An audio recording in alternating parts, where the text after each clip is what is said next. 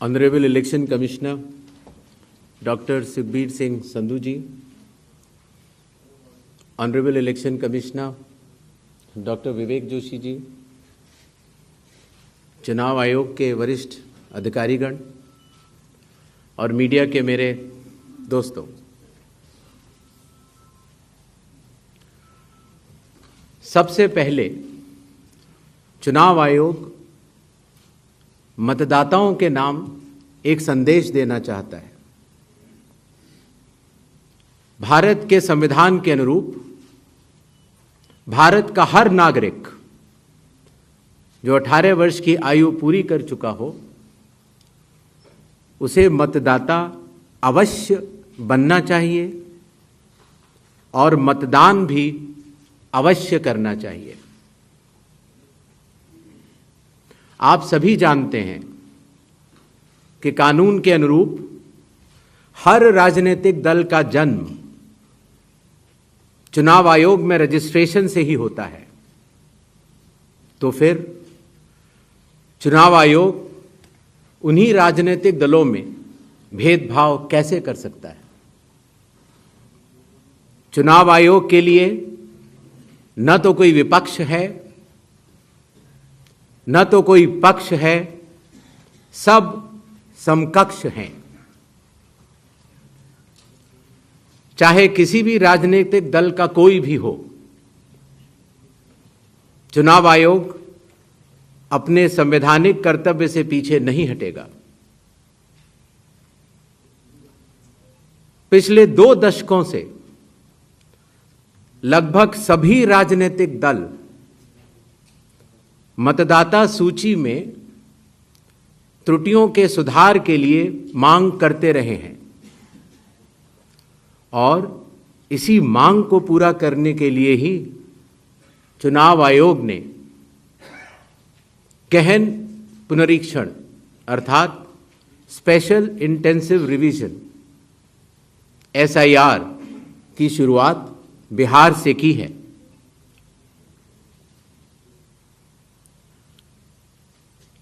SIR की प्रक्रिया में सभी मतदाता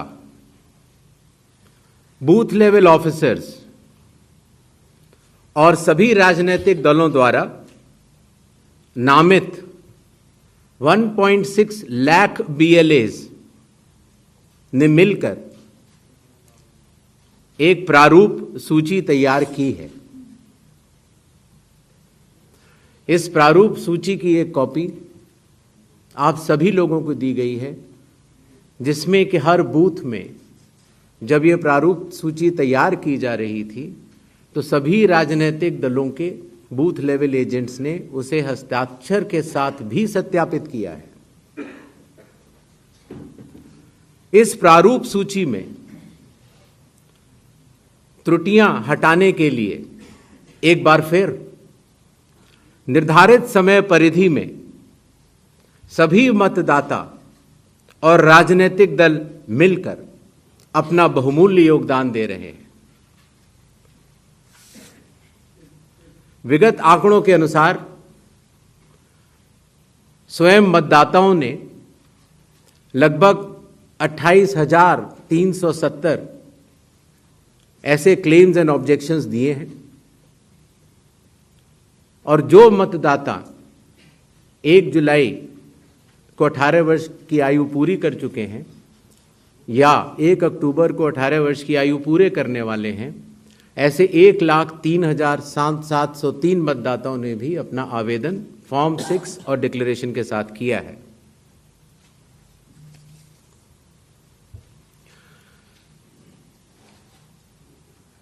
और इन क्लेम्स एंड ऑब्जेक्शंस के लिए, इन त्रुटियों को हटाने के लिए बिहार के SIR में 1 अगस्त से 1 सितंबर का समय निर्धारित है। अभी भी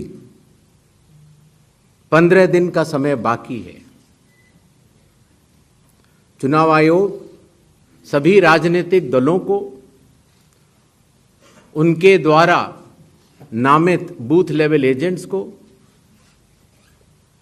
नेशनल लेवल पॉलिटिकल पार्टीज को, स्टेट लेवल पॉलिटिकल पार्टीज को आह्वान करता है कि आने वाले 15 दिनों में जो भी प्रारूप मतदाता सूची उनको दी गई है उसमें अगर कोई भी त्रुटि हो तो उसको प्रिस्क्राइब्ड फॉर्म के तहत जमा करें। चुनाव आयोग के दरवाजे हमेशा सबके लिए समान रूप से खुले हुए हैं। जमीनी स्तर पर सभी मतदाता, सभी राजनीतिक दल और सभी बूथ लेवल ऑफिसर्स मिलकर एक पारदर्शी तरीके से कार्य कर रहे हैं, सत्यापित भी कर रहे हैं, हस्ताक्षर भी कर रहे हैं और वीडियो टेस्टिमोनियल्स भी दे रहे हैं। यह एक गंभीर चिंता का विषय है कि राजनीतिक दलों के जिला अध्यक्षों और उनके द्वारा नामित बीएलएस के ये सत्यापित दस्तावेज, टेस्टिमोनियल्स, उनकी आवाज उनके स्वयं के राज्य स्तर के या राष्ट्रीय स्तर के नेताओं तक या तो पहुंच नहीं पा रही है और या फिर जमीनी सच को नजरअंदाज करते हुए भ्रम फैलाने की कोशिश की जा रही है। सत्य तो यह है कि कदम से कदम मिलाकर सभी स्टेक होल्डर्स बिहार के एसआईआर को पूर्ण रूप से सफल बनाने के लिए कटिबद्ध हैं, प्रयत्न कर रहे हैं और कठिन परिश्रम कर रहे हैं। जब बिहार के 7 करोड़ से भी अधिक मतदाता चुनाव आयोग के साथ खड़े हैं तो न तो चुनाव आयोग की साख पर कोई प्रश्न चिन्ह खड़ा हो सकता है और न ही मतदाताओं की साख पर। कानून के अनुसार अगर समय रहते मतदाता सूचियों में त्रुटियां साझा न की जाएं, मतदाता द्वारा अपना प्रत्याशी चुनने के 45 डेज के भीतर माननीय उच्च न्यायालय में चुनाव याचिका दायर न की जाए और फिर वोट चोरी जैसे गलत शब्दों का इस्तेमाल करके जनता को गुमराह करने का असफल प्रयास किया जाए तो यह भारत के संविधान का अपमान नहीं तो और क्या है। जहां तक कि मशीन रीडेबल मतदाता सूची का सवाल है, माननीय सुप्रीम कोर्ट 2019 में ही कह चुका है कि यह मतदाता की निजता का हनन हो सकता है। Voter privacy can be breached. हमने कुछ दिन पहले देखा कि कई मतदाताओं की फोटो उनकी अनुमति के बिना मीडिया के समक्ष रखी गई, उनके ऊपर आरोप लगाए गए, उनका इस्तेमाल किया गया। क्या अपनी माताओं, बहुओं, बेटियों सहित किसी भी मतदाता की सीसीटीवी वीडियो चुनाव आयोग को साझा करनी चाहिए क्या? मतदाता सूची में जिसका नाम होता है वही अपने प्रत्याशी को चयनित करने के लिए वोट डालता है। लोकसभा के चुनाव की प्रक्रिया में 1 करोड़ से भी अधिक कर्मचारी, 10 लाख से भी अधिक बूथ लेवल एजेंट्स, 20 लाख से भी अधिक प्रत्याशियों के पोलिंग एजेंट्स चुनाव के लिए कार्य करते हैं। इतने सारे लोगों के समक्ष इतनी पारदर्शी प्रक्रिया में क्या कोई भी मतदाता वोट की चोरी कर सकता है? कुछ मतदाताओं द्वारा दोहरे मतदान के आरोप लगाए गए। सबूत मांगने पर जवाब नहीं मिला। ऐसे मिथ्या आरोपों से न तो चुनाव आयोग डरता है और न ही कोई मतदाता। जब चुनाव आयोग के कंधे पर बंदूक रखकर भारत के मतदाताओं को निशाना बनाकर राजनीति की जा रही हो, तो आज चुनाव आयोग सबको स्पष्ट करना चाहता है कि चुनाव आयोग निडरता के साथ सभी गरीब, अमीर, बुजुर्ग, महिला, युवा सहित सभी वर्गों और सभी धर्मों के मतदाताओं के साथ बिना किसी भेदभाव के चट्टान की तरह खड़ा था, खड़ा है और खड़ा रहेगा। जय हिंद, जय Bharat.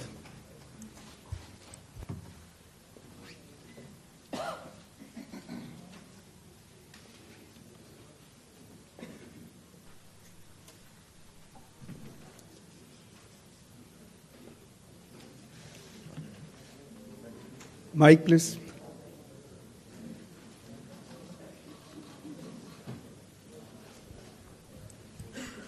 Sir, good evening. I am Prashant from Asianet News. Sir, here. Prashant from Asianet News. As you know, after Rahul Gandhi's press conference, there are many issues coming up from different states, including states like Kerala. Will you initiate an inquiry into all these allegations which are coming from different states? Next, 5 questions. 22.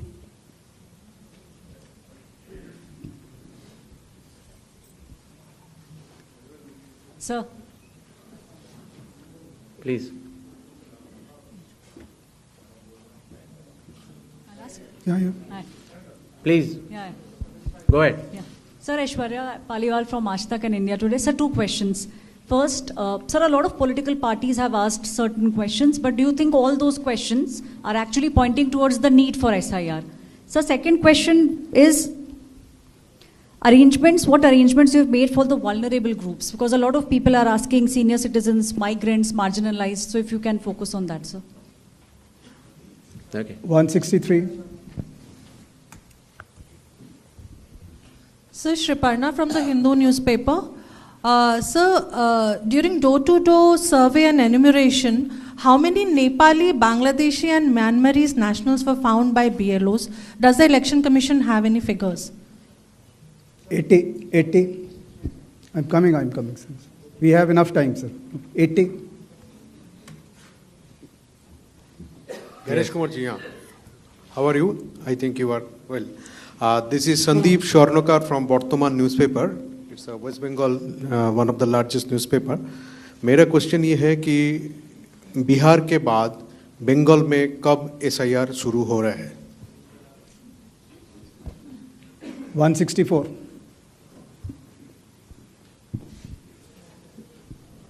Sir Neeraj हूँ news 18 India से, network 18 से। हमारा सवाल है कि special summary revision सालाना तौर पे होता है हर साल, तो SIR की ज़रूरत आपको कौन सा मतदाता सूची दोनों प्रक्रिया से अलग मिलेगा, हम ये जानना चाह रहे हैं। और एक सप्लीमेंट्री सवाल है इसी के साथ कि आपने कहा कि कुछ पॉलिटिकल पार्टीज के नेता भ्रम फैलाने की कोशिश कर रहे हैं। उनका ये भी कहना है, राहुल गांधी की मैं बात कर रहा हूँ, थोड़ी देर पहले उन्होंने कहा है क्यों उन्हीं से शपथ पत्र सिर्फ मांगा जा रहा है, दूसरे लोग, दूसरी पार्टी के लोग जो सवाल कर रहे हैं उनसे क्यों नहीं? तो इन 5 सवालों को पहले ले लेते हैं।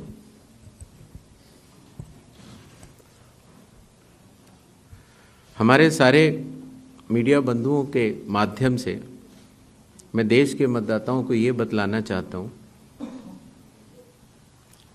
कि जब भी मतदाता सूची का रिवीजन होता है तो उसकी प्रक्रिया वही होती है जो मैंने आपको अभी शुरू में बताई। अर्थात सबसे पहले बूथ लेवल ऑफिसर्स और बीएलएज, राजनीतिक दलों के बीएलएज मिलकर एक ड्राफ्ट तैयार करते हैं और उसके बाद सभी राजनीतिक दलों को और उसी असेंबली कॉन्स्टिट्यूएंसी के मतदाताओं को ये अधिकार होता है कि वो उसमें त्रुटियां सुधारने के लिए आवेदन कर सकें। आवेदन 3 तरह के हो सकते हैं, या तो किसी का नाम छूट गया हो तो फॉर्म 6 होता है, या किसी का नाम गलत जुड़ गया हो या किसी और को जुड़वाना हो तो फॉर्म 7 होता है, और या कई बार उसमें विवरण गलत हो जाए, आपकी नाम की स्पेलिंग गलत हो जाए, फोटो गलत हो जाए, एड्रेस गलत हो जाए तो फॉर्म 8 होता है। तो ये क्लेम्स एंड ऑब्जेक्शंस का जो पीरियड होता है ये बहुत महत्वपूर्ण होता है और इसमें सभी राजनीतिक दलों की भागीदारी और मतदाताओं की भागीदारी भी आवश्यक होती है। जब ये सारे क्लेम्स एंड ऑब्जेक्शंस आ जाते हैं तो उसके बाद जो उस इलाके का एसडीएम होता है, जिसको कई जगहों पर इलेक्टोरल रजिस्ट्रेशन ऑफिसर भी बोलते हैं, जो कि स्टेट गवर्नमेंट का एक अधिकारी होता है, वो उस पर एक निर्णय लेता है और निर्णय करने के बाद एक अंतिम सूची का प्रकाशन करता है। ये प्रक्रिया मैं आपके माध्यम से सभी मतदाताओं को बताना चाहता हूं, जिससे कि उन्हें भी सनद रहे कि पूरी प्रक्रिया होती क्या है। तो एक बार जब एसडीएम की तरफ से अंतिम सूची प्रकाशित कर दी जाती है, और याद रहे कि प्रारूप अर्थात ड्राफ्ट सूची भी पॉलिटिकल पार्टी से शेयर की जाती है और अंतिम सूची भी पॉलिटिकल पार्टी से शेयर की जाती है, और आजकल चूंकि तकनीकी का जमाना है तो वेबसाइट पर भी इलेक्शन कमीशन की ये अवेलेबल होती है। इसके बाद भी अगर कोई भी त्रुटि रह जाए तो उस जिले के डीएम के पास एक अपील होती है, और अगर डीएम से भी उस त्रुटि का समाधान न निकले तो उसके ऊपर उस प्रदेश के चीफ इलेक्टोरल ऑफिसर के पास एक अपील होती है। जो अंतिम सूची प्रकाशित हो जाती है उसके ऊपर हो जाते हैं चुनाव। जब चुनाव होते हैं तो पॉलिटिकल पार्टीज अपने कैंडिडेट्स को खड़ा करती हैं और उन कैंडिडेट्स को यह सूची एक बार फिर दे दी जाती है कि इस सूची के ऊपर मतदान होगा, और यह सूची मतदान केंद्रवार दी जाती है। इस प्रक्रिया के बाद जब चुनावी मतदान होता है तो मतदान केंद्र के अंदर हर प्रत्याशी को यह अधिकार होता है कि वो पोलिंग एजेंट्स को नामित करे, और वही सूची पोलिंग एजेंट्स के पास भी होती है। तो उदाहरण के तौर पर जब हमारा कोई मतदाता जब मतदान करने जाता है तो पोलिंग एजेंट्स देखते हैं, और अगर कोई गलत व्यक्ति जा रहा है या कोई 2 बार जा रहा है तो उसके ऊपर ऑब्जेक्शन भी कर सकते हैं। मतदान प्रक्रिया समाप्त होने के बाद मतगणना होती है, और मतगणना के बाद रिटर्निंग ऑफिसर रिजल्ट्स डिक्लेयर कर देते हैं। यह एक डिसेंट्रलाइज्ड कंस्ट्रक्ट है। संविधान के अनुसार ये पूरी जिम्मेदारी चुनाव आयोग की है, लेकिन लोक प्रतिनिधित्व कानून के तहत चुनाव आयोग तो एक छोटा सा 800 लोगों का एक समूह है, तो लोक प्रतिनिधित्व कानून के तहत चीफ इलेक्टोरल ऑफिसर, हर जिले का डिस्ट्रिक्ट कलेक्टर, जिसको डिस्ट्रिक्ट इलेक्टोरल ऑफिसर भी कहा जाता है, हर असेंबली कॉन्स्टिट्यूएंसी का इलेक्टोरल रजिस्ट्रेशन ऑफिसर जो कि एसडीएम भी होता है, बूथ लेवल ऑफिसर्स, ये सभी के सभी सिर्फ इसी काम के लिए चुनाव आयोग के पास डेपुटेशन पर भी रहते हैं, सिर्फ मतदाता सूची और मतदान कराने के लिए। तो जब रिटर्निंग ऑफिसर रिजल्ट डिक्लेयर कर देता है, उसके बाद भी कानून में प्राविधान है कि आप 45 डेज के अंदर आप उच्च न्यायालय जाकर एक चुनावी याचिका दायर कर सकते हैं और चुनाव को चैलेंज कर सकते हैं। जब यह प्रक्रिया 45 दिन समाप्त हो जाते हैं, उसके बाद इस तरह के निराधार और आरोप लगाना, चाहे वो केरल हो, चाहे वो कर्नाटक हो, चाहे वो बिहार हो, जब 45 दिन चुनाव के बाद पूर्ण हो चुके हैं और किसी भी दल को, किसी भी कैंडिडेट को कोई भी गलती नजर नहीं आई, तो आज इतने दिनों के बाद इस तरह के निराधार आरोप लगाना, उनका उद्देश्य क्या है, ये सारे मतदाता और देश की जनता पूरा समझती है। जहां तक स्पेशल इंटेंसिव रिवीजन की जरूरत क्यों पड़ी, और स्पेशल इंटेंसिव रिवीजन में और नॉर्मल जो रिवीजन हर साल होता है, दोनों में क्या फर्क है, ये बहुत अहम सवाल है। पिछले 20 सालों में हर साल रिवीजन होता रहा, और जो एनुअल रिवीजन होता है उसमें साधारण तौर से एब्सेंटी, शिफ्टेड और एक जिसे कहते हैं कि एक रैंडम तरीके से उसका रिवीजन कर लिया जाता है।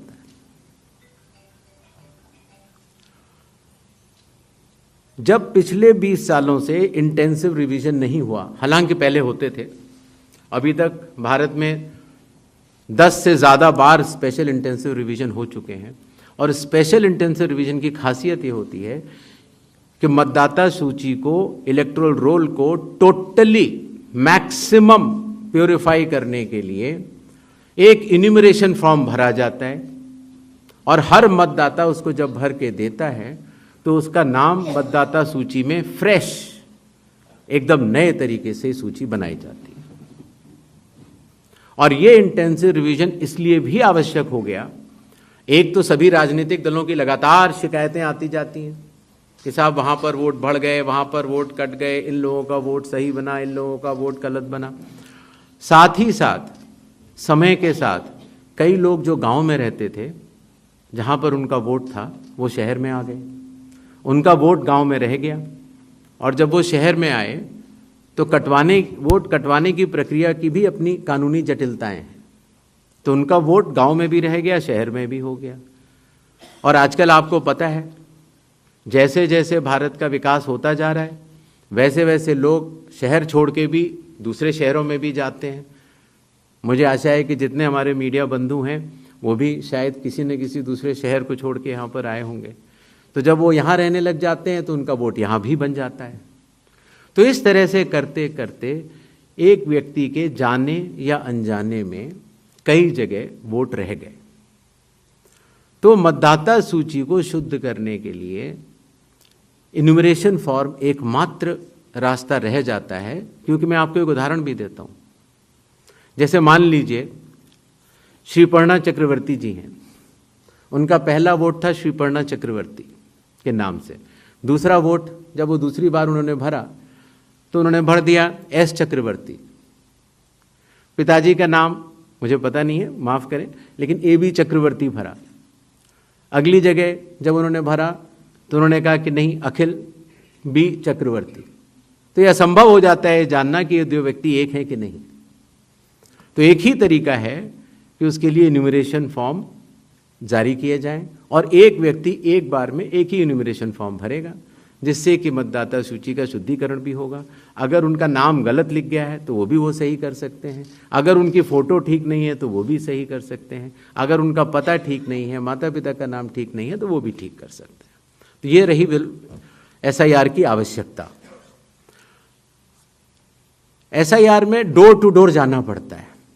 बूथ लेवल ऑफिसर हमारे बिहार के लगभग 90,000 बूथ लेवल ऑफिसर्स 7,89,00,000 लोगों के घर घर जाकर उन्होंने एक एक व्यक्ति को ये इन्यूमरेशन फॉर्म दिया। जो लोग मृत पाए गए या जो लोग घर पे नहीं थे, जो उन्होंने पड़ोसियों ने कहा या उनके घर वालों ने कहा कि ये परमानेंटली शिफ्ट हो गए हैं, या जिन लोगों ने कहा कि नहीं साहब मैं तो पहले ही दूसरी जगह इन्यूमरेशन फॉर्म भर चुका हूँ, अर्थात उसका नाम 2 जगह था, ऐसे लोगों के फॉर्म वापस नहीं मिले, और 7,24,00,000 फॉर्म वापस मिले 30 दिन के अंदर।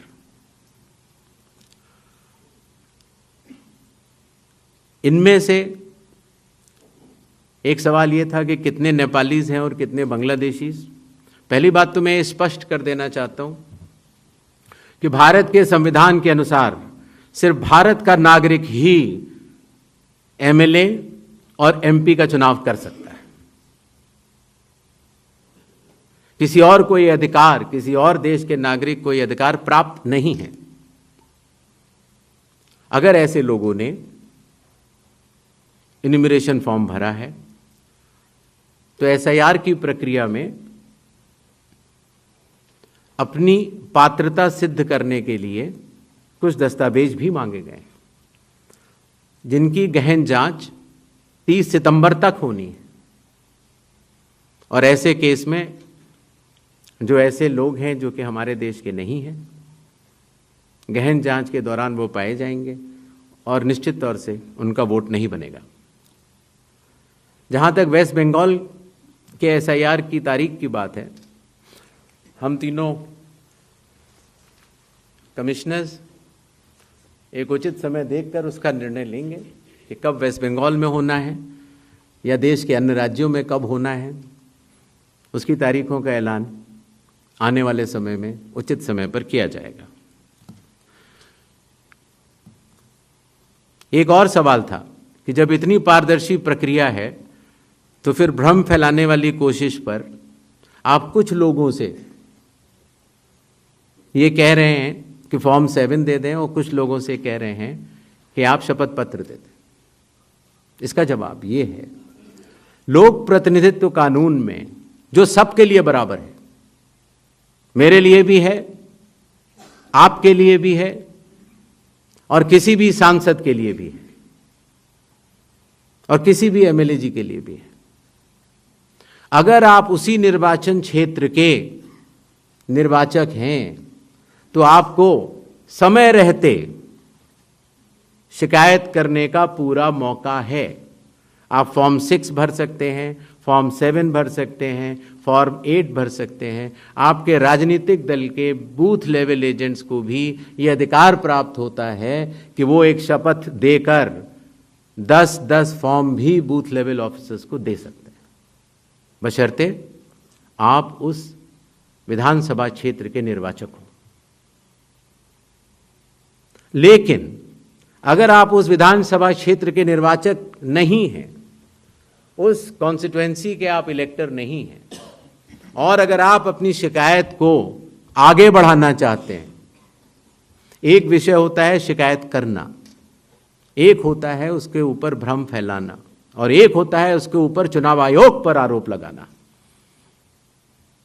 तो ग्रेडेड रिस्पांस के तहत अगर आप उस क्षेत्र के निर्वाचक नहीं हैं तो आपके पास एकमात्र कानून में विकल्प है, और वो है रजिस्ट्रेशन ऑफ इलेक्टर रूल्स, रूल संख्या 20, sub clause 3, sub clause B, जो ये कहता है कि अगर आप निर्वाचक नहीं हैं उस विधानसभा क्षेत्र के, तो आप एक विटनेस के तौर पर अपनी शिकायत दर्ज करा सकते हैं, और इलेक्टोरल रजिस्ट्रेशन ऑफिसर को आपको एक ओथ देनी होगी, और वो ओथ जिस व्यक्ति के खिलाफ आपने शिकायत की है उसके सामने एडमिनिस्टर करानी होगी।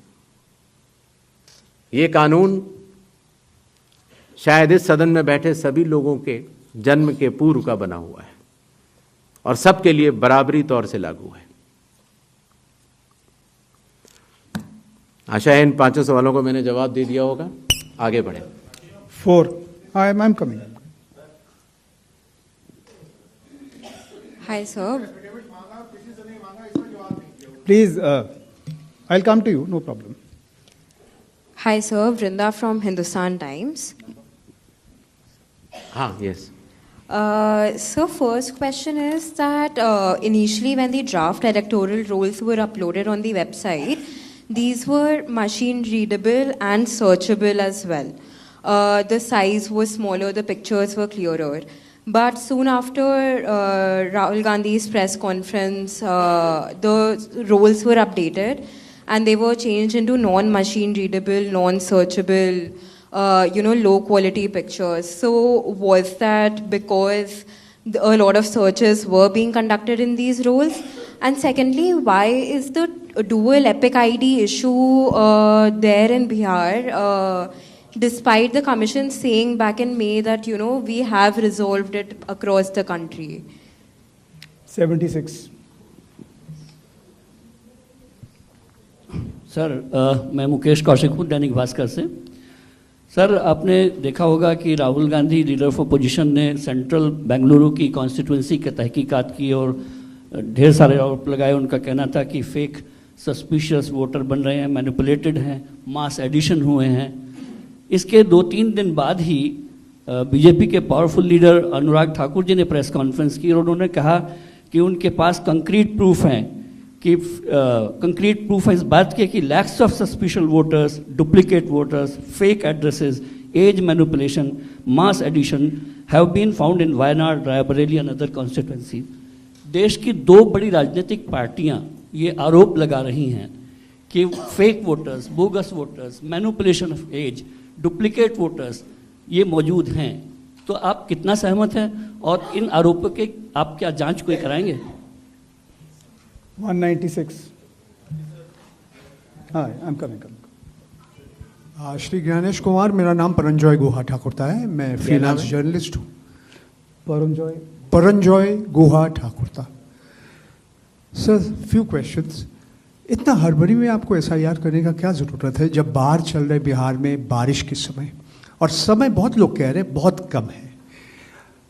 आपको सुप्रीम कोर्ट ने आदेश किया 14 तारीख के दिन, आपको मशीन रीडेबल जो 65 लाख लोग का नाम नहीं है तो आपको देना पड़ेगा, इससे पहले आपने क्यों नहीं दिया? आखिरी सवाल है कि महाराष्ट्र में जो 40 लाख नया वोटर आए हैं और लोग कह रहे हैं कि पहला बार महाराष्ट्र के इतिहास में, भारतवर्ष के इतिहास में वोटर ज़्यादा और 18 साल उम्र के लोग कम, और 5 बजे के बाद बहुत लोग वोट दिया।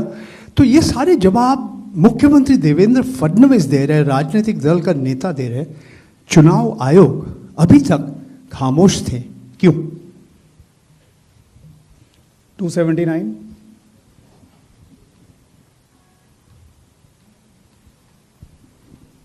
सर, मैं पीयूष पांडे हूँ, TV9 भारतवर्ष से।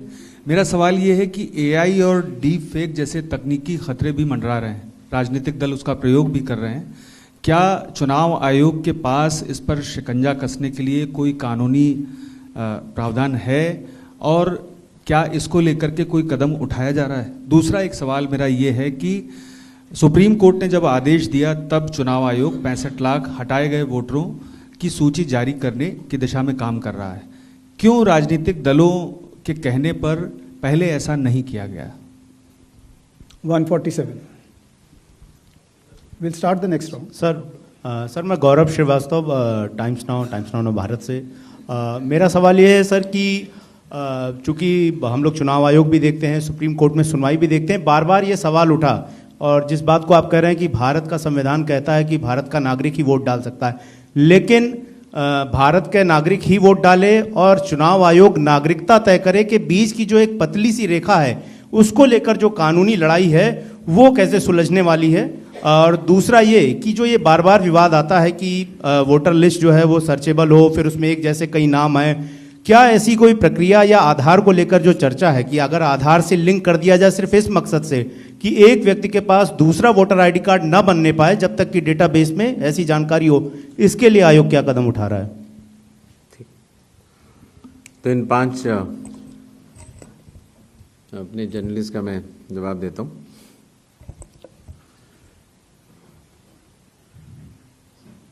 मशीन रीडेबल मतदाता सूची और सर्चेबल मतदाता सूची, दोनों में हमें अंतर समझना होगा। जो चुनाव आयोग की वेबसाइट में मतदाता सूची होती है उसमें आप एपिक नंबर डाल के सर्च कर सकते हैं, डाउनलोड भी कर सकते हैं। इसको मशीन रीडेबल नहीं कहा जाता। मशीन रीडेबल के ऊपर मैंने आपको शुरुआती उसमें बताया था कि 2019 में माननीय सुप्रीम कोर्ट ने भी इस विषय का गहन अध्ययन किया और ये पाया कि मशीन रीडेबल इलेक्टोरल रोल देने से वोटर की प्राइवेसी का हनन हो सकता है। इसलिए मशीन रीडेबल एक अलग चीज़ है। जो मशीन रीडेबल का अर्थ ये होता है कि आप उस इलेक्टोरल रोल को पढ़ भी सकते हैं। उसमें अगर आपके पास कंप्यूटर पे वो लिस्ट सूची आ गई तो आप ये फ़ोटो उठा के दूसरी जगह भी डाल सकते हैं। अगर आपने एक व्यक्ति की फ़ोटो दूसरी जगह डाल दी और पलट दी तो वो व्यक्ति वोट ही नहीं कर पाएगा, क्योंकि जब वो वोट करने जाएगा तो उसका चेहरा नहीं मिलेगा। तो मशीन रीडेबल एक अलग चीज़ है, मशीन रीडेबल वर्जित है। तो उसको आप, ये चुनाव आयोग का अकेला फैसला नहीं है, ये चुनाव आयोग का फैसला माननीय सुप्रीम कोर्ट के जजमेंट के बाद है और 2019 से है। तो मशीन रीडेबल अलग चीज़ हो गई और एक लिस्ट को सर्च करना वो एक अलग विषय हो गया। जब आप एक लिस्ट को सर्च करते हैं तो उसमें एक सवाल यह आया था कि डुप्लीकेट एपिक की समस्या चुनाव आयोग ने जब पहले सॉल्व कर ली तो इस तरह के डुप्लीकेट एपिक दोबारा कैसे आए। डुप्लीकेट एपिक दो तरीके से हो सकते हैं। एक कि एक व्यक्ति जो वेस्ट बंगाल में है, जो व्यक्ति अलग है, उसका एक एपिक नंबर है, और एक व्यक्ति जो हरियाणा में है उसका एपिक नंबर भी वही है।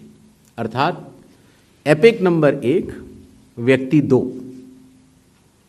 जब ये सवाल उठा लगभग मार्च 2025, जब हम लोगों ने उसके ऊपर चर्चा की और उसको हम लोगों ने पूरे देश भर में सुलझाया, लगभग ऐसे 3 लाख लोग मिले जिनकी एपिक संख्या 1 थी। तो उनकी एपिक संख्या बदल दी गई, जिससे एक ही एपिक से 2 लोग न हो, एक ही नंबर के 2 लोग ना हो। दूसरी तरह की डुप्लीकेसी ऐसे आती है जब एक ही व्यक्ति का एक से ज़्यादा जगह मतदाता सूची में नाम हो और उसका एपिक नंबर अलग हो। अर्थात व्यक्ति 1 एपिक अनेक। पहली वाली स्थिति ये थी एपिक 1 व्यक्ति अनेक। तो एपिक 1 व्यक्ति अनेक की समस्या तो चुनाव आयोग ने पहले सुलझा ली, लेकिन जब ये विषय आया कि एक ही व्यक्ति और उसके कई एपिक्स हैं, तो कुछ केसेस में जब शिकायत आई तो हम लोगों ने तहकीकात की तो ये समझ में आया कि जो व्यक्ति, जैसे मैंने आपको बताया था कि अगर वो गांव में रहता था तो वहाँ उसका एक जगह नाम था, फिर वो शहर में आया, फिर वो वहाँ से चलते चलते दिल्ली या बम्बई पहुँच गया और उसने अपना पुराना नाम डिलीट नहीं कराया। पहले ये संभव नहीं था। 2003 से पहले नाम अगर आपको पुरानी जगह से कटवाना है तो कोई वेबसाइट नहीं थी इलेक्शन कमीशन की जिसमें एक ही जगह सारा डेटा हो। हर स्टेट की अलग अलग वेबसाइट थी। तो नतीजा, अगर आप पटना से चल के दिल्ली आ चुके हैं और आप पटना का वोट कटवाना चाह रहे थे तो आप एक पत्र लिख सकते हैं। अब उस पत्र के ऊपर कार्रवाई हुई, आपने सही जगह भेजा, नहीं भेजा और आपका वहाँ वोट नहीं कटा। आप दिल्ली आ चुके, आपका यहाँ नया मतदाता सूची में नाम आ गया, आपके पास एक नया एपिक नंबर है। तो 2003 से पहले चूंकि तकनीकी सुविधा अवेलेबल नहीं थी, तो इस तरह के बहुत लोग जो माइग्रेट कर कर के अलग अलग जगह गए, उनके नाम कई जगह आ गए। फिर एक ये सवाल उठा कि फिर उसको आज की तारीख में तो वेबसाइट है, कंप्यूटर है, उसको आप सेलेक्ट करके हटा सकते हैं। लेकिन वही मैं बात आपको बताना चाह रहा था, चुनाव आयोग मतदाताओं के साथ चट्टान की तरह खड़ा होता है। अगर किसी के कहने से मैं आपका वोट काट दूं या किसी के कहने से मैं ये मानूं कि पीयूष जी के नाम के, अगर आपको अंदाज़ा न हो तो अगर पीयूष जी के नाम को अगर आप 100 करोड़ में सर्च करेंगे तो आपको हजारों लोग मिलेंगे। अब कौन से पीयूष जी का नाम काटा जाए, कौन से पीयूष जी 2 हैं ये? तो अगर इसको जल्दीबाजी में किया जाएगा तो किसी भी मतदाता का नाम गलत कट सकता है, आपकी जगह किसी और का कट जाए। इसलिए शायद पिछले 20 सालों में टेक्नोलॉजी तो थी, लेकिन टेक्नोलॉजी का उपयोग करके किसी का मतदाता सूची से नाम काटा जाए, ये गलत होगा। और इसीलिए चुनाव आयोग ने ऐसा नहीं किया। और इसकी या तो व्यक्ति खुद कर सकता है तो कोई आपत्ति नहीं है, और या फिर स्पेशल इंटेंसिव रिवीजन के जरिए जब ये एन्यूमरेशन फॉर्म बनेगा तो पीयूष पांडे जी के पास ही फॉर्म पहुंचेगा। अगर उनके पास दूसरा फॉर्म पहुंच जाएगा तो एक ही पे दस्तखत करेंगे और डुप्लीकेट वोट की समस्या का निदान हो जाएगा। एसआईआर में हड़बड़ी क्यों? ये भी एक भ्रम फैलाया जाता है। आप लोग मुझे बताएं कि चुनाव से पहले मतदाता सूची शुद्ध करनी चाहिए या चुनाव के बाद? चुनाव से पहले। और ये बात चुनाव आयोग नहीं कह रहा है, ये बात लोक प्रतिनिधित्व कानून कह रहा है कि हर चुनाव से पहले आपको मतदाता सूची शुद्ध करनी होगी। ये चुनाव आयोग का कानूनी दायित्व है। फिर ये बात आई कि 7 करोड़ से ज़्यादा बिहार के मतदाताओं तक क्या चुनाव आयोग पहुंच पाएगा? हकीकत आपके सामने है। जब 24 जून से ये कार्रवाई शुरू हुई तो ये पूरी प्रक्रिया लगभग 20 जुलाई तक ही समाप्त हो गई। फिर ये बात आई कि साहब जुलाई में क्यों? उस समय मौसम अच्छा नहीं होता। तो आपकी जानकारी के लिए मैं बताना चाहता हूं कि बिहार में इसके पहले भी 2003 में एसआईआर हुआ था और उसकी तारीख थी 14 जुलाई से 14 अगस्त, और तब भी सफलतापूर्वक हुआ था। और इस बार भी सफलतापूर्वक सबके एन्यूमरेशन फॉर्म्स वापस आ गए। एक और सवाल पूछा गया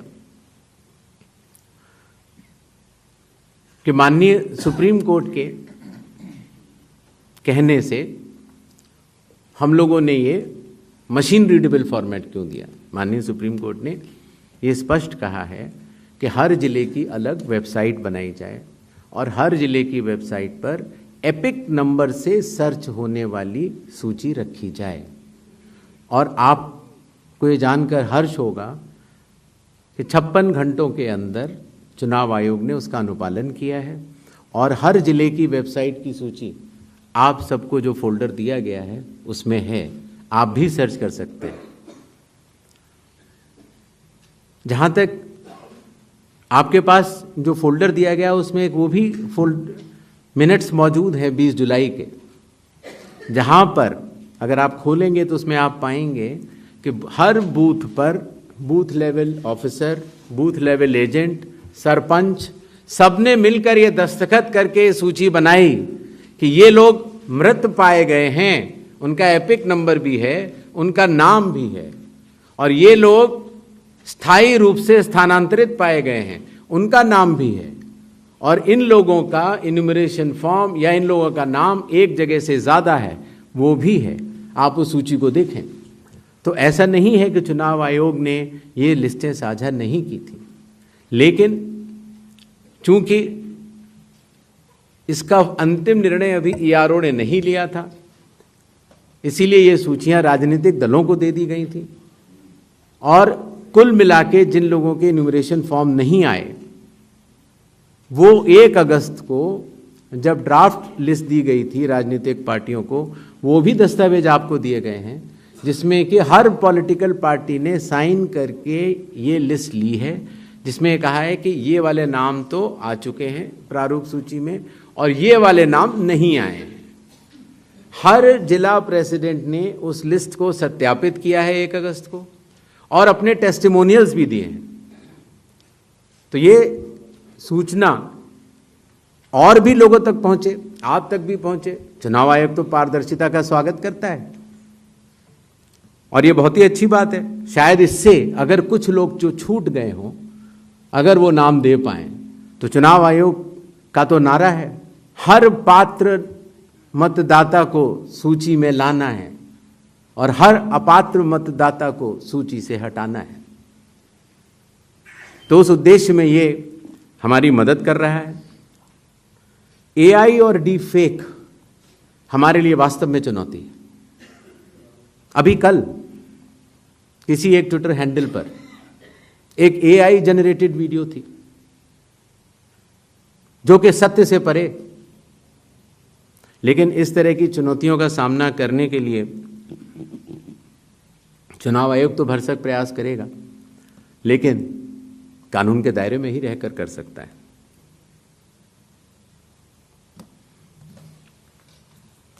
एक और सवाल आया था कि आखिर चुनाव आयोग पात्रता की जांच क्यों कर रहा है।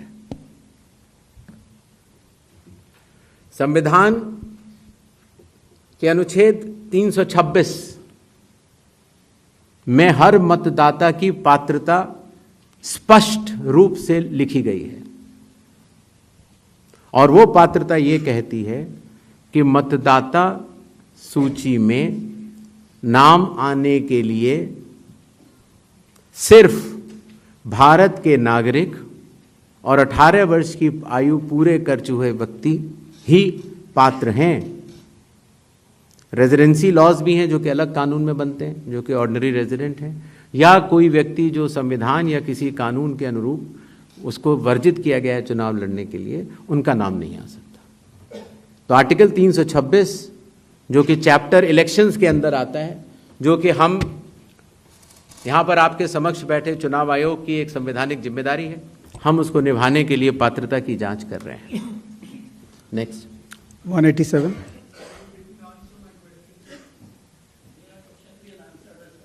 Will come back.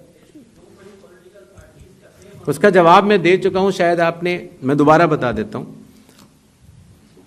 Graded response होता है चुनाव आयोग का। अगर आप किसी भी विधानसभा के निर्वाचक हैं और समय रहते हुए अगर आप त्रुटियां बताते हैं तो आपको फॉर्म 7 भरना होता है। अगर आप किसी भी विधानसभा के निर्वाचक हैं और समय परिधि के बाद अगर गलतियां बतलाते हैं तो उसको सिर्फ एक राजनीतिक स्टेटमेंट माना जाता है। अगर समय के बाद आप त्रुटियां बतलाते हैं और मतदाताओं और चुनाव आयोग पर चोरी का आरोप लगाते हैं तो इन तीनों की ग्रेडिंग में फर्क है। और इसीलिए मैं सभी से यह निवेदन करूंगा कि अगर आप निर्वाचक नहीं हैं और अगर आपको शिकायत करनी है चुनाव आयोग के समक्ष, तो आपके पास, मेरे पास, किसी भी सांसद के पास, किसी भी एमएलए के पास और आपके पास भी सिर्फ एक ही विकल्प है, और वो विकल्प है registration of electoral rules, rule 20 sub clause 3 sub clause B, जिसमें कि आपको इलेक्टोरल रजिस्ट्रेशन ऑफिसर के सामने जिस भी कारण से आप बता रहे हैं कि ये गलत है, आप वो एविडेंस प्रोड्यूस करेंगे और आप शपथ लेंगे और आप इस बात को बताएंगे। आगे 187 Gyanesh sir, We'll come back. Ankit Gupta ABP news से। सर, 2-3 सवाल हैं जो एक दूसरे से जुड़े हुए हैं। पहला सवाल ये है, जिसका भी आप भी जिक्र कर रहे थे कि साल भर में जो है ये स्पेशल समरी रिवीजन जो है कई बार होता है, स्पेशल समरी रिवीजन। तो इस साल की शुरुआत में जब जो है समरी रिवीजन हो चुका था, तो उसके बाद पिछले 6-7 महीनों में करीबन 22 लाख लोग मृत पाए गए, करीब 32 लाख शिफ्ट हो गए। तो ये आंकड़ा पिछले 6-7 महीने में 22 लाख लोग मर कैसे सकते हैं, ये सवाल उठाया जा रहा है। अगर समरी रिवीजन हुआ था और अब तक, तो ये आंकड़ा जो है क्यों इतना ज्यादा भिन्न, पहले ये सब क्यों नहीं हुआ। इसी के साथ में उसी से जुड़ा हुआ सवाल ये है, विपक्षी पार्टियां ये कह रही हैं, इसका मतलब तो ये है 2024 का 1 साल पहले जो चुनाव हुआ था, वो इसका मतलब जो तमाम आप 65 लाख का आंकड़ा अभी दे चुके हैं, हो सकता है ये आने वाले दिनों में और बढ़े, उन फर्जी मतदाताओं के साथ में हुआ था क्या चुनाव? ये तो सिर्फ बिहार की बात हो रही है, तो क्या इन फर्जी मतदाताओं के साथ में 2024 का चुनाव हुआ था?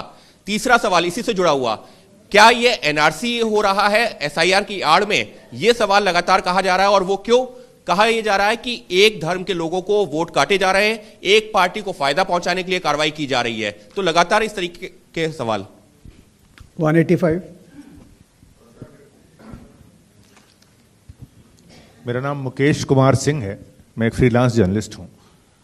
मैं आपसे जानना चाह रहा हूं कि इस बात का ग्रेडिंग कैसे की जाएगी कि जो अभी आपने उदाहरण देके बताया कि ईपीआईसी में एक आदमी नाम डुप्लीकेट करेगा, जब तक आपके पास कोई यूनिक फीचर नहीं होगा, जैसे आधार के मामले में बायोमेट्रिक्स एक यूनिक फीचर का काम करता है हर इंडिविजुअल के लिए ना, उसी तरीके से अगर आप ईपीआईसी से इसको नहीं जोड़ेंगे तो ये संभव ही नहीं है कि आप कभी जिंदगी में डुप्लीकेसी को चेक कर पाएं, चाहे कितने एफर्ट्स कर लें। यहाँ आपको टेक्नोलॉजी की ही मदद लेनी पड़ेगी, मैनुअली ये ह्यूमनली पॉसिबल नहीं है। और इसी से जुड़ा हुआ सवाल ये भी है कि जब इस तरह की चीज़ें हमारे सामने आती हैं, यानी डुप्लीकेसी को चेक करने की, वही डुप्लीकेसी हमारे सामने जब वोटर लिस्ट में सामने आती है तो एक नया बखेड़ा खड़ा होता है। अब चुनाव आयोग के सामने सबसे इंपॉर्टेंट चीज़ ये है कि अगर किसी चीज़ की शिकायत की जा रही है तो क्या चुनाव आयोग सबसे पहले शिकायत की जांच करने पे जोर देगा या शिकायतकर्ता कौन है उसकी जो है वो कलई खोलने पे जोर देगा? ये एक ऐसी सवाल, एक कॉन्स्टिट्यूशनल इंस्टीट्यूशन पे इस तरह का दाग भी लगना अपने आप में शर्मनाक है। यानी अगर उससे आप हमें बचाइए, इस देश को बचाइए, इस डेमोक्रेसी को बचाइए, हम आपसे ये उम्मीद करते हैं। 247। नहीं, just one. I'll come back to you. No problem. Damini Nath from the Indian Express. Sir, 7.24 crore electors forms were received as of 1st August. So how many of these submitted documents along with that? And now that 15 days are over, how many more documents have been made for these electors? And the other question I have is regarding, recommended by BLO and not recommended. What is the basis on which BLO will recommend or not recommend if the documents have not been submitted? 39. Good afternoon sir, Manohar Kesari, news x और India news से sir. चुनाव आयोग लगातार clarify कर रहा है और कह रहे हैं सारे डाटा जो है सो मिसलीड करने वाले हैं, लेकिन आज भी राहुल गांधी ने इस बात को कहा है कि महाराष्ट्र में 1 करोड़ मतदाता जोड़ा गया, वोटों का हेराफेरी लगातार किया जा रहा है। तो क्या इससे चुनाव आयोग की छवि धूमिल नहीं हो रही है? अगर धूमिल हो रही है तो आप लोग लीगल एक्शन उनके खिलाफ क्यों नहीं ले रहे हैं? दूसरा, लगातार वोटर का जो है सो ट्रस्ट चुनाव आयोग पर इससे कम हो रहा है, तो ट्रस्ट बढ़ाने के लिए आप लोग क्या करेंगे? 218। हेलो, इधर सर, मैं सर इधर राइट साइड, प्रशांत देव, न्यूज़ 24 से। 2 सवाल हैं सर मेरे। पहला सवाल ये है कि जो 65 लाख नाम कटने की बात आ रही है, ये तो ठीक है, आंकड़े बढ़ भी सकते हैं, घट भी सकते हैं। कितने नाम जुड़े फॉर्म 6 के, मतलब नए मतदाताओं को, जब से एसआईआर शुरू हुई कितने नाम जुड़े? दूसरा, आपने कई बार ये बात कही कि निराधार आरोप लगाए जा रहे हैं, वोट चोरी की जा रही है जिसमें कोई सत्यता नहीं है। अगर ये बात सच है, दूसरी तरफ आप ये कहते हैं कि वैध मतदाता कोई छूटे नहीं, और अगर कोई लीडर, कोई भी लीडर अगर इस तरह का झूठ बोल रहा है, क्या आपके पास कोई अधिकार नहीं है उनके खिलाफ कानूनी कार्रवाई करने का? आप उनको बनाते हैं, रजिस्ट्रेशन देते हैं। ये 2 सवाल है सर। पहला ये था कि 6 महीनों में इतने मृत लोग कैसे पाए गए।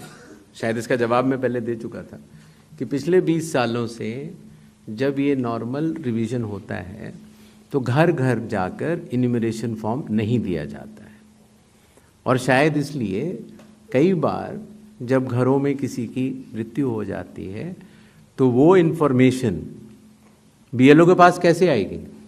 तो बीएलओ के पास अगर उस परिवारजनों ने न बताई तो बीएलओ के पास संभव नहीं होगा। इसीलिए 22 लाख मतदाता कोई 6 महीने में मरे हुए नहीं हैं। ये वो मृत मतदाता हैं जो लगभग पिछले 20 सालों में रिकॉर्ड करने से छूट गए, और इन्यूमरेशन फॉर्म की वजह से ये सत्य सामने आ रहा है। एक बात जो मैं आपके माध्यम से भारत की जनता तक पहुंचाना चाहता हूं वो ये है कि मतदाता सूची एक विषय है और मतदान करना दूसरा विषय है। मतदाता सूची में किसी का नाम गलत आ सकता है, अगर बूथ लेवल ऑफिसर से गलती हुई हो या राजनीतिक दलों ने उस पर ध्यान न दिया हो तो किसी भी व्यक्ति का नाम मतदाता सूची में गलत आ सकता है। शायद ही किसी भी मतदान केंद्र में उस लेवल का परफेक्शन एसआईआर से पहले न रहा हो जहां की इस तरह की त्रुटियां न रही हों। इसके दो कारण हैं। एक तो हमारे बूथ लेवल ऑफिसर्स की जो ट्रेनिंग अब हम लोगों ने दिल्ली में शुरू की है और उसके साथ साथ उनके दायित्व को उनको समझाना। आपको अंदाज होगा कि कितने बूथ लेवल ऑफिसर्स हैं इस देश में? 10.5 लाख। तो 10.5 लाख बूथ ऑफिसर्स इस गुणवत्ता के साथ काम करें, प्रयत्न पूरा होता है, लेकिन कुछ गलतियां रह जाती हैं। अब वो गलतियां सुधारी कैसे जाएं? तो उन गलतियों को सुधारने के लिए ही चुनाव आयोग ने जिन जिन राजनीतिक दलों को मान्यता दी है उन दलों को ही यह अधिकार दिया है कि आपके जिला अध्यक्ष बूथ लेवल एजेंट्स को नामित कर सकते हैं और वो उनको सूची भी दी जाएगी और वो उसको शुद्ध भी कर सकते हैं। बूथ लेवल एजेंट्स भी उसी बूथ में रहने वाला व्यक्ति होता है। तो ये हमारी एक साझा जिम्मेदारी है, मतदाता की, बूथ लेवल ऑफिसर अर्थात चुनाव आयोग के पास जो डेपुटेशन पर अधिकारी है उसकी, और राजनीतिक दलों की। तो मतदाता सूची को शुद्ध करना, जिस पर हम आगे अब एसआईआर के साथ बढ़ रहे हैं, तो साझी जिम्मेदारी है। लेकिन बिहार में चूंकि हमारे बूथ लेवल ऑफिसर्स ने बूथ लेवल एजेंट्स और राजनीतिक दलों के साथ मिलकर ही काम किया, उसकी कॉपीज मैंने आपको दी हैं कि जो लोग मृत पाए गए, जो लोग स्थानांतरित पाए गए, जिन लोगों के 2 जगह मतदाता सूची में नाम है, वो सभी ने मिलकर सत्यापित किए हुए हैं। तो शायद इसीलिए जब 1 अगस्त के बाद हमारी डेली बुलेटिन आनी शुरू हुई तो किसी भी राजनीतिक दल ने अभी तक एक भी आपत्ति दर्ज नहीं कराई है। तो क्या इसके 2 ही अर्थ हो सकते हैं, या तो प्रारूप सूची एकदम शुद्ध है, जो कि चुनाव आयोग नहीं मानता। चुनाव आयोग कह रहा है कि 1 सितंबर तक हम समय देते हैं, इसमें त्रुटियां हो सकती हैं, आइए सब लोग आइए इसको शुद्ध करते हैं। 15 दिन अभी बाकी हैं। 1 सितंबर के बाद अगर उसी तरह के आरोप लगने शुरू हुए तो जिम्मेदार कौन? हर मान्यता प्राप्त दल को अभी भी 15 दिन बाकी हैं। अगर आपको अंदाज हो तो 1.5 लाख से ज्यादा बूथ लेवल एजेंट्स हैं। बूथ लेवल ऑफिसर तो सिर्फ जब हम लोगों ने किया था तो 77,000 थे, उसके आधे थे। हम लोगों ने यह काम 20 दिन में समाप्त कर दिया था। तो मतदाता सूची का गहन परीक्षण, एक एक नाम के आगे मैं निवेदन करना चाहता हूं, आपके जरिए आह्वान करना चाहता हूं कि सभी 12 राजनीतिक दल, चाहे वो राष्ट्रीय पार्टी के हों चाहे वो स्टेट पार्टीज के हों, अभी भी समय रहते 1 सितंबर से पहले इसमें गलतियां बताएं। चुनाव आयोग सुधारने के लिए तैयार है, लेकिन 1 सितंबर के बाद नहीं, क्योंकि उसके बाद वही दौर शुरू हो जाता है कि मतदाता सूची एक अलग चीज होती है और मतदान अलग चीज होती है। मतदान में जब कोई वोटर वोट करने जाता है और वो बटन दबाता है तो एक ही बार दबा सकता है। मतदाता सूची में अगर 2 जगह नाम हो तो वोट चोरी कैसे? नहीं हो सकती। वोट तो एक मतदाता एक ही बार डाल सकता है, और इसीलिए हमने कहा था कि चूंकि इस तरह की पीपीटीज बनाई जाएं जिसमें कि चुनाव आयोग के डेटा को गलत तरीके से एनालाइज किया जाए और उसके जरिए ये कहा जाए कि चूंकि मतदाता सूची में ये नाम है इसीलिए मतदान गलत हुआ। मतदाता सूची और मतदान दो अलग विषय हैं और इन दोनों को अलग अलग ही देखा जाता है। दोनों के कानून भी अलग हैं। मतदाता सूची का कानून है लोक प्रतिनिधित्व कानून 1950 और मतदान करने का कानून है लोक प्रतिनिधित्व कानून 1951।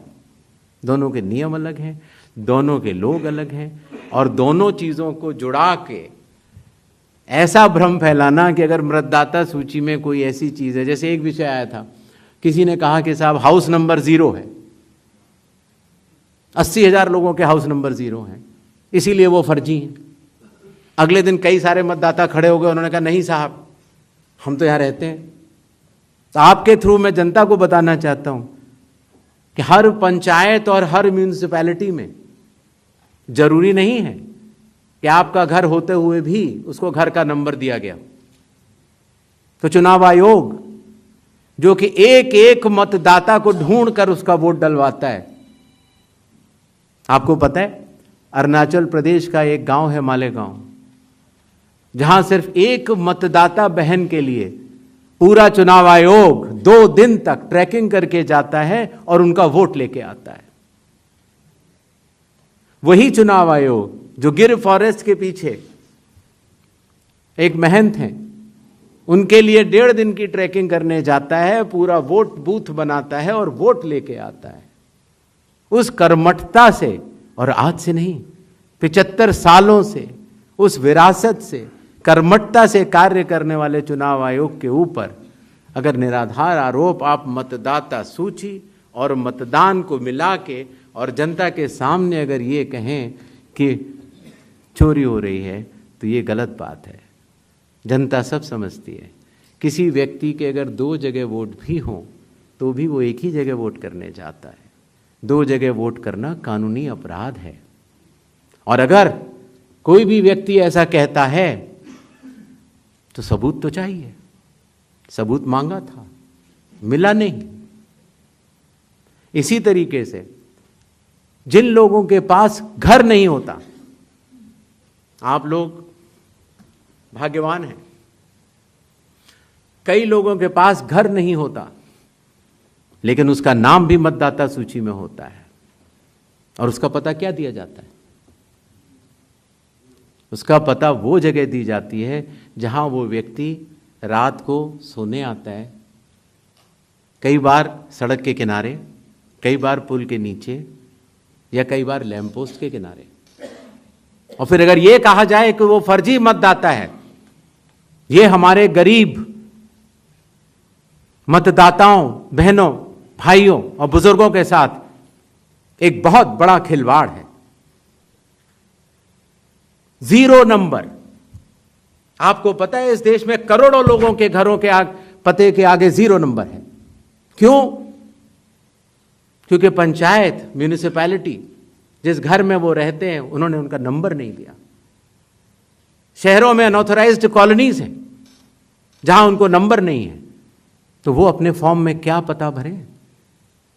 तो चुनाव आयोग के निर्देश कहते हैं अगर ऐसा कोई भी मतदाता इस देश में है, चुनाव आयोग उसके साथ खड़ा है और उसको नोशनल नंबर देगा।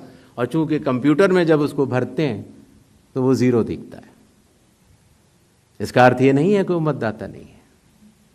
मतदाता बनने की शर्तों में आपका पता इतना अनिवार्य नहीं है जितनी कि आपकी नागरिकता और आपके 18 वर्ष की आयु पूरा होना और जितना कि आप उस बूथ के आजू बाजू में रहते हैं। इन अनिवार्यताओं के तहत ही आपका वोट बनता है। शिकायत के ऊपर जांच क्यों नहीं होती? इस सवाल का जवाब भी देना बनता है।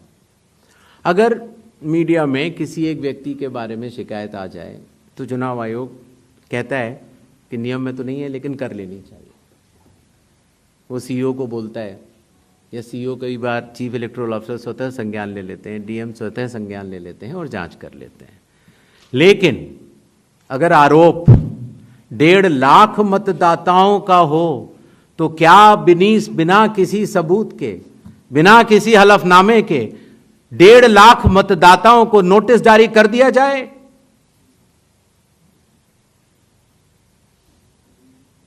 क्या यह न्याय संगत होगा? कानून में न प्रावधान है, न कोई शपथ पत्र है, न कोई एविडेंस है, न कोई सबूत है, तो क्या 1.5 लाख नोटिस जारी करके उन मतदाताओं को एसडीएम के दफ्तर में बुलाया जाए और यह कहा जाए कि आप फर्जी हैं? क्या मतदाता चुनाव आयोग से यह नहीं पूछेगा कि आपके पास क्या सबूत है? आज भी आपके मीडिया में चल रहा है, जितने नाम लिए गए सब एक एक करके सामने आ रहे हैं। और अगर चुनाव आयोग ने उनको नोटिस दिया होता तो हमारी साख गिरती कि बढ़ती? किसी ने सवाल पूछा था तो मैंने सोचा बतलाता चलो। बिना किसी सबूत के किसी भी वैलिड मतदाता का नाम नहीं कटेगा। चुनाव आयोग हर मतदाता के साथ चट्टान की तरह खड़ा हुआ है। अगर कोई सोचता है कि एक पीपीटी देकर, जो कि चुनाव आयोग के आंकड़े नहीं हैं, चुनाव आयोग ने मतदाता सूची जरूर दी है, लेकिन पीपीटी में गलत तरीके से एनालाइज करना, गलत आंकड़े देना और यह कहना कि ये पोलिंग ऑफिसर ने कहा है कि इस महिला ने 2 बार वोट दिया है, इतने संगीन विषयों पर बिना हलफनामे के चुनाव आयोग को काम नहीं करना चाहिए। यह संविधान और कानून दोनों से विरुद्ध में होगा। और यह भी मैं आपको बतलाना चाहता हूं कि यह सवाल जो आया था ट्रस्ट, मैंने आपको पहले भी कहा था कि जहां तक मतदाताओं की बात है, हिंदुस्तान में 60% से ज्यादा वोटिंग होती है। जो दुनिया के बड़े बड़े जनतंत्र जिसके लिए सोच सकते हैं, दुनिया का सबसे बड़ा जनतंत्र है भारत। दुनिया का सबसे बड़ी मतदाता सूची हमारे पास है, लगभग 90 करोड़ से 100 करोड़ के बीच में। सबसे बड़ी मतदाता सूची, सबसे बड़े चुनाव कर्मियों की फौज, सबसे ज्यादा मतदान करने वाले लोगों की संख्या, और इन सब के समक्ष, सारे मीडिया के समक्ष ये कहना कि अगर मतदाता सूची में आपका नाम एक बार और है तो आपने 2 बार मतदान किया होगा और कानूनी अपराध किया होगा, और मेरे सारे मतदाताओं को अपराधी बनाना और चुनाव आयोग शांत रहे, संभव नहीं। हलफनामा देना होगा या देश से माफी मांगनी होगी, तीसरा विकल्प नहीं है। आपके माध्यम से मैं यह भी कहना चाहता हूं, अगर 7 दिन में हलफनामा नहीं मिला तो इसका अर्थ ये सारे आरोप निराधार हैं और हमारे मतदाताओं को यह कहना कि वो फर्जी हैं, इसके ऊपर जो भी इस बात को बोल रहा है उसको माफी मांगनी चाहिए। महाराष्ट्र में वोटर लिस्ट बढ़ी, समय रहते जब ड्राफ्ट सूची थी तो दावे और आपत्ति क्यों नहीं जमा कराए गए? जब रिजल्ट निकल आया तब याद आया कि यह गलत था, और एक भी मतदाता का नाम सबूत सहित आज तक चीफ इलेक्टोरल ऑफिसर महाराष्ट्र को नहीं मिला। चुनाव हुए 8 महीने हो गए। महाराष्ट्र में क्यों नहीं उच्चतम न्यायालय में चुनावी याचिका दायर की गई? फिर एक बात यह कही गई कि आखिरी घंटे में इतना मतदान कैसे? चुनाव आयोग ने जवाब दिया था और आप सबने लिखा भी था कि अगर 10 घंटे मतदान होता है तो हर घंटे 10% का औसत होता है। आखिरी घंटे में 10% से कम मतदान हुआ। तो यह बात कैसे कही जा रही है? ऐसा नहीं होता कि किसी भी बात को अगर आप 10 बार बोलते रहें, 20 बार बोलते रहें तो सच हो जाए। सच सच होता है और सूरज पूरब में ही उगता है। किसी के कहने से पश्चिम में नहीं होगा करता। नेक्स्ट, जस्ट नेक्स्ट राउंड 272 सबको मौका देना है। प्लीज प्लीज प्लीज 272, 167, 184, 81, ये लास्ट है। 266। हेलो, यस सर, मैं अखिलेश हूँ IANS न्यूज एजेंसी से। सर, मैं अखिलेश हूँ IANS न्यूज एजेंसी से। मेरा सवाल ये है कि सुप्रीम कोर्ट ने अभी आपको कहा है कि 22 तारीख को नेक्स्ट हियरिंग होनी है कि आप ये 11 के अलावा जो लोग छूट गए हैं अपना नाम दर्ज कराना चाहते हैं वो आधार लेकर जाएं। आधार को उन्होंने कहा है कि आप उसको कंसीडर कीजिए। इसका मतलब ये है कि आप जब आगे का SIR कराएंगे या पूरे देश में कराएंगे तो आप ये मान चुके हैं कि 12वां आपका आधार होगा। दूसरी बात, दूसरा सवाल मेरा कि राहुल गांधी संवैधानिक पद पे हैं, नेता प्रतिपक्ष हैं, उनके तमाम सवालों को आपने जवाब दिया और कहा कि सबूतों के साथ आरोप लगाया जाना चाहिए। तो क्या आपको लगता है कि वो गंभीरता से आरोप नहीं लगा रहे हैं या वो सिर्फ राजनीति करने के लिए ऐसा कर रहे हैं? तीसरा मेरा सवाल है कि आपने कहा कि बार बार कहा कि आपको दो सवाल पूछिए, अगर देर से आप देते हैं, आप सवाल उठाते हैं तो आपको एफिडेविट देना पड़ेगा। अखिलेश यादव ने 18,000 नामों की एफिडेविट दिया हुआ है। ये राजनीति में बार बार सवाल उठ रहा है कि आपने उसका जवाब नहीं दिया। ये 3 सवाल हैं सर मेरे। ठीक, yes, please ask one question only sir. Please restrict yourself to one question. Sir, Sanjay Sharma Aaj Tak से। मेरा सवाल यह है कि आयोग ने राहुल गांधी से कहा कि वो हलफनामा दें, उसके बगैर कार्रवाई नहीं होगी। बीजेडी ने सवाल उठाया है, बीजेडी ने 2024 के लोकसभा चुनाव के पहले। सुन नहीं पाया, जरा दोबारा बोल दीजिए। संजय शर्मा आज तक से हूँ। मेरा सवाल, आयोग नया जरूर है, सवाल पुराना है, लेकिन सवाल उससे जुड़ा है क्योंकि आप भी RP एक्ट की दुहाई देते हैं और संविधान की।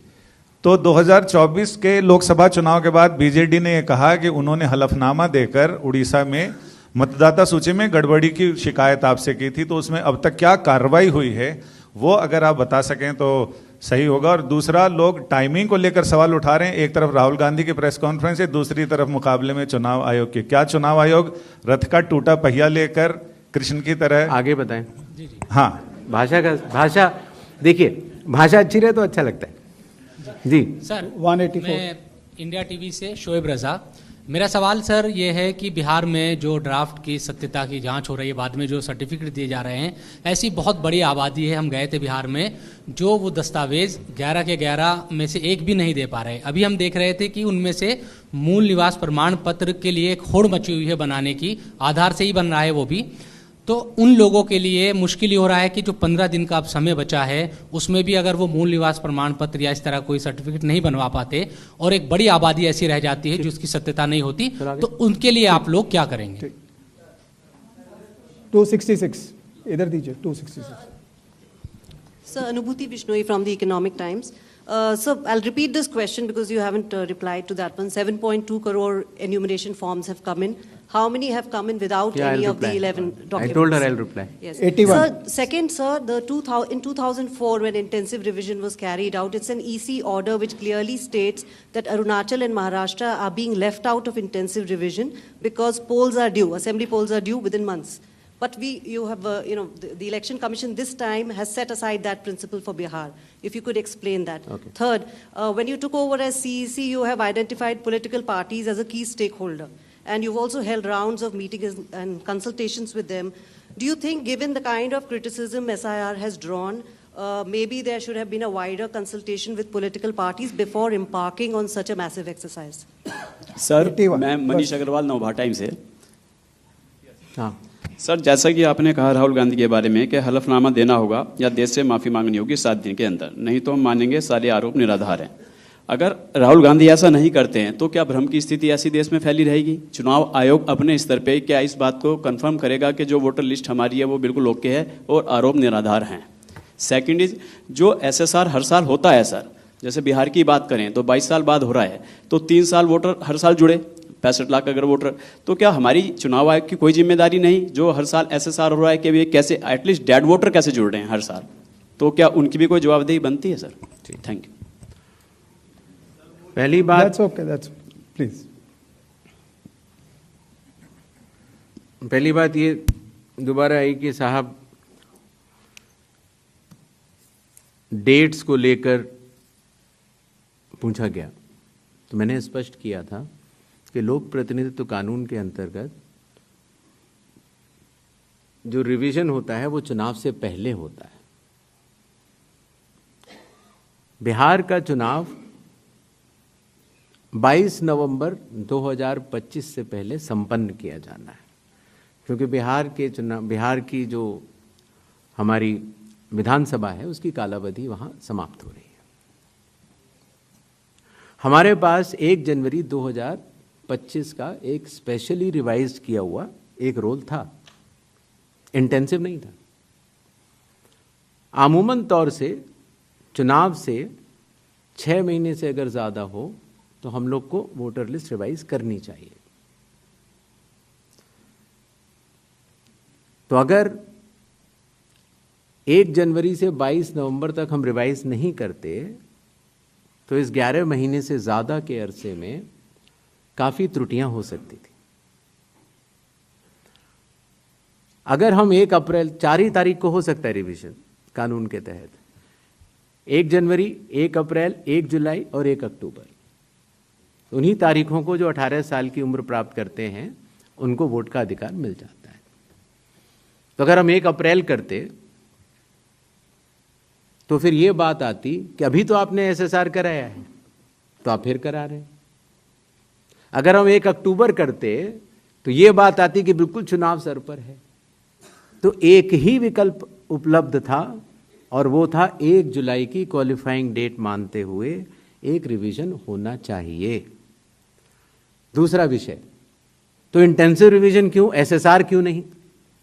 ये बात मैं आप लोग ही तो कह रहे हो कि SSR में इतना गहन परीक्षण नहीं हुआ, इसीलिए कई त्रुटियां पाई गईं जो कि अब इन्यूमरेशन फॉर्म से आ रही हैं। दरअसल SIR ही तो है जो इन सारे आरोपों का जवाब है। अगर SIR में सब लोग मिलकर, सारी राजनीतिक पार्टियां मिलकर अगर मतदाता सूची को शुद्ध बनाने के लिए, राजनीतिक उद्देश्यों से परे जाकर राष्ट्र निर्माण के लिए, राष्ट्र सेवा के लिए अगर मतदाता सूची को शुद्ध बनाने के लिए काम करना चाहें तो आज भी बिहार में 15 दिन बाकी हैं